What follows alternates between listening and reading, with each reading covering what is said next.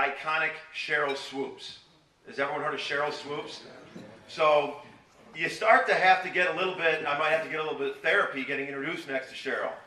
You know, so they introduce Cheryl, and they're saying, oh, our women's coach, she's a three-time All-American, NCAA champion, gold medalist, five-time NBA, WNBA champion MVP. It takes like 10 minutes.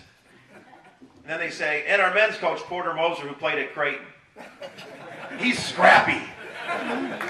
He's a hard worker. You know you were a role player when they start talking about how good you can throw the ball into the post. So it's good to get introduced, not next to Cheryl, while I'm here. But I was the head coach here, and it's Ray mentioned relationships, and that's why I was so excited to come back, because I was 31 years old, and I was named head coach here at Arkansas Little Rock, and I was the second youngest head coach, and in the country at the time. And it was the people here in Little Rock, the relationships you develop, that I had such a close tie with. And starting with as good a friend as I have, and who you all obviously know has done an unbelievable job, Steve Shields, who's just been phenomenal as the head coach. Just a blessing for Little Rock. I mean, hell, his press conference was before mine at Illinois State when I left. Two close friends, Gary Hogan and Chris Peterson, who just have, I mean, the amount of time still working with the program there, and just unbelievable to see these guys. And behind the scenes, Warren Simpson, a close friend that I've stayed in touch with over the years, and it's great to see him. And we had a club, you know, I see Peter Thomas and some other Breakfast Club members. It's fun to see, but I had two children here at Little Rock, and just it meant a lot to me to be here. And I felt that, you know, when we inherited, you know, what we took over, I thought we left it in a way better shape.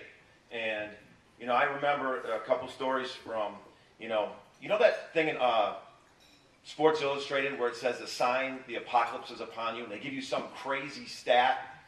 You know, I needed to be, when I was 31 years old, I was married, and I was my first year as a head coach, and we were expecting our first child.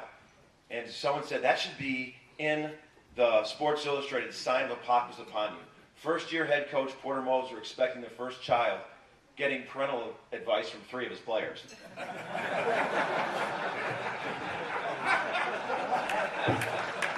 gotta go with the hand you're dealt. It's amazing how things come full circle too. I'm now back in Chicago, my hometown, and my first game as a college coach was at Northwestern in Chicago. And Little Rock hadn't won a road game in like 2 years, and we go and we beat Northwestern in the Big Ten. But to take you back, we had a great kid on our team. I loved him a lot. He was a walk-on from Mark Tree, Arkansas. His name was Jermaine Spates. Great kid, and everyone knew him. But that, I mean, literally, when he left Mark Tree to Little Rock, that was like his first time ever leaving Mark Tree. I mean, he thought Little Rock was the biggest city in the planet.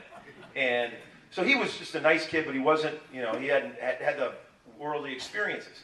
So his first game, his first road trip, we go to Chicago. And we're practicing there at Northwestern the night before, and we're doing this passing drill, and then we start doing a layup drill, and he's like, he's breathing hard, his ball's bouncing all over his head, and I'm like, Jermaine, what's going on? And he goes, Coach, I've never been this far north. I think the altitude's getting to me.